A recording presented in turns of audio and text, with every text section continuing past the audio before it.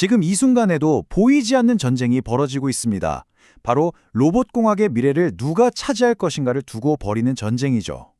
오늘 이 치열한 글로벌 로봇 전쟁, 그 최전선으로 한번 들어가 보겠습니다. 자, 그렇다면 이 미래를 향한 경주에서 과연 누가 이기고 있을까요? 이 질문에 대한 답이 앞으로의 경제, 사회, 더 나아가 권력의 지도를 완전히 새로 그리게 될 겁니다. 이건 그냥 기술 경쟁이 아니에요. 말 그대로 패권이 어디로 가느냐를 결정하는 싸움인 거죠. 175만. 이게 대체 무슨 숫자일까요? 놀라지 마세요. 바로 지금 중국이라는 단 한 나라에서 돌아가고 있는 산업용 로봇의 숫자입니다. 정말 어마어마하죠. 이 압도적인 규모가 지금 기술 대전환이 어떤 현실인지를 그대로 보여주는 겁니다. 근데 더 놀라운 게 뭔지 아세요? 작년에 전 세계에 새로 설치된 산업용 로봇 그 절반 이상이 무려 51%가 오직 중국 한 곳에 설치됐다는 겁니다. 이건 뭐 전 세계의 공장을 블랙홀처럼 중국이 다 빨아들이고 있다고 해도 과언이 아닐 정도예요. 네, 바로 이겁니다. 이건 그냥 공장을 좀 더 효율적으로 만들자 뭐 이런 차원의 얘기가 절대 아니에요. 미래의 주도권을 누가 쥘 것인가를 두고 벌이는 국가 간의 전력적 경쟁. 그러니까 새로운 형태의 군비 경쟁이라고 봐야 하는 거죠. 그럼 먼저 이 분야의 전통적인 챔피언이죠. 일본부터 한번 들여다볼까요? 로봇 제조의 달인이라고 불리는 일본이 지금 아주 새로운 시험대에 올라와 있습니다. 38%. 이게 바로 일본 제조사들의 힘을 보여주는 숫자입니다. 전 세계 산업용 로봇 공급량의 무려 38%를 일본이 꽉 잡고 있으니까요. 이 산업의 심장 역할을 하는 거죠. 여러분도 들어보셨을 화낙, 야스카와 같은 기업들이 바로 그 주인공들입니다. 그런데 일본 정부가 2015년에 신로봇 전략이라는 걸 발표하면서 방향을 확 틀었어요. 목표가 이제 단순히 물건 잘 만드는 로봇을 넘어서 우리 사회 문제를 해결하는 로봇으로 바뀐 겁니다. 특히 심각한 고령화 때문에 일할 사람이 부족해지는 걸 로봇으로 해결하겠다는 거죠. 그러니까 일본의 딜레마가 바로 여기에 있는 겁니다. 강점은 확실해요. 산업용 로봇, 이건 뭐 세계 최강이죠. 하지만 약점도 분명합니다.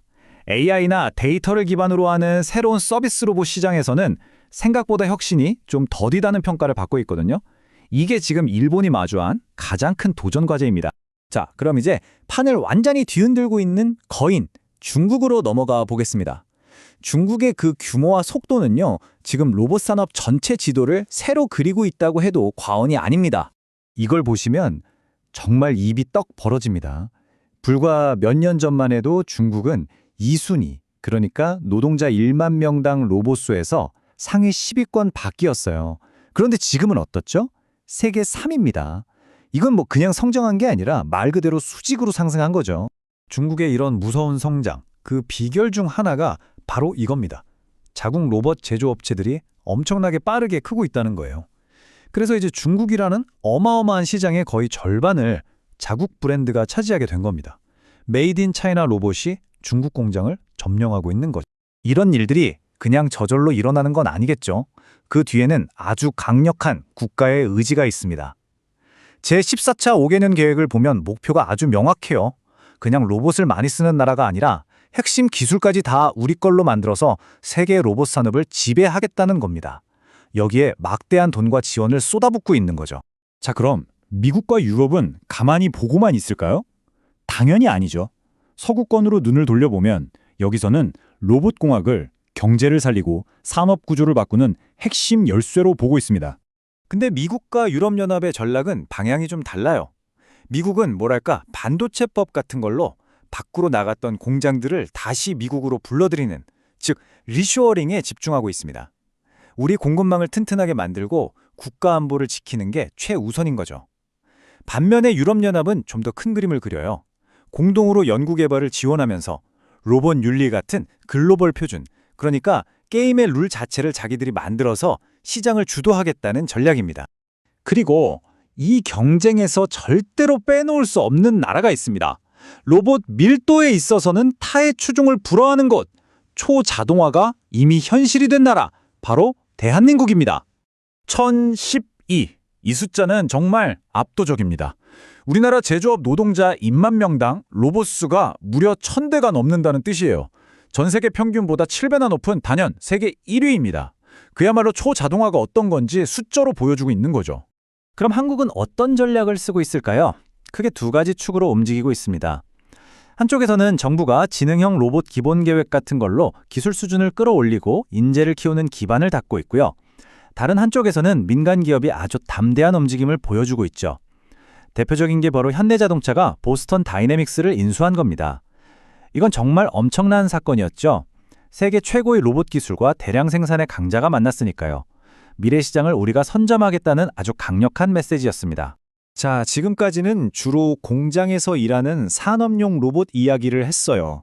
그런데 말이죠. 이 경쟁이 과연 공장 안에서만 벌어지고 있는 걸까요? 아닙니다.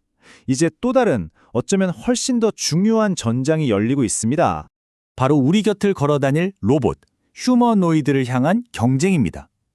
이건 정말 다음 라운드예요. 공상과학 영화에서나 보던 사람처럼 생긴 로봇을 누가 먼저 만드느냐, 이걸 두고 새로운 싸움이 시작된 거죠. 로봇으로 축구팀을 만들 수도 있겠다. 시진핑 주석이 한 말인데요.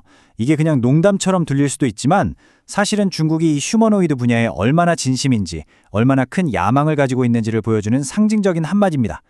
국가 최고 지도자가 직접 챙기고 있다는 거죠. 이 휴머노이드 경쟁에 뛰어든 산수들의 목표는 아주 뚜렷합니다. 중국은 물량으로 승부 보겠다는 거예요. 2030년까지 대량 생산 체제를 갖추겠다고 하고요. 한국과 미국 연합, 즉 현대차와 보스턴 다이나믹스는 2028년까지 실제 공장에 아틀라스를 투입하겠다는 구체적인 계획을 내놨습니다. 한편 일본은 좀 더 멀리 보고 2050년까지 스스로 배우고 판단하는 로봇을 개발하는 데 투자하고 있죠. 자, 그러니까 이걸 정리해보면 이렇습니다. 이 로봇 전쟁은요, 결승선이 하나인 단일 경주가 아니에요. 여러 개의 단거리 경주가 동시에 열리고 있는 거죠. 어떤 나라는 산업 효율성이라는 메달을 따기 위해 달리고, 어떤 나라는 사회 문제 해결이라는 상을, 또 다른 나라는 기술 그 자체 패권이라는 트로피를 향해 각자의 레이스를 펼치고 있는 겁니다. 결국 이 거대한 국가 간의 경쟁은 우리 한 사람 한 사람의 삶과 아주 밀접한 질문으로 이어집니다. 로봇이 우리의 동료가 되는 세상, 어쩌면 그 이상이 될지도 모를 미래에 새로운 일의 규칙, 새로운 사회의 규칙은 과연 누가 또 어떻게 정하게 될까요?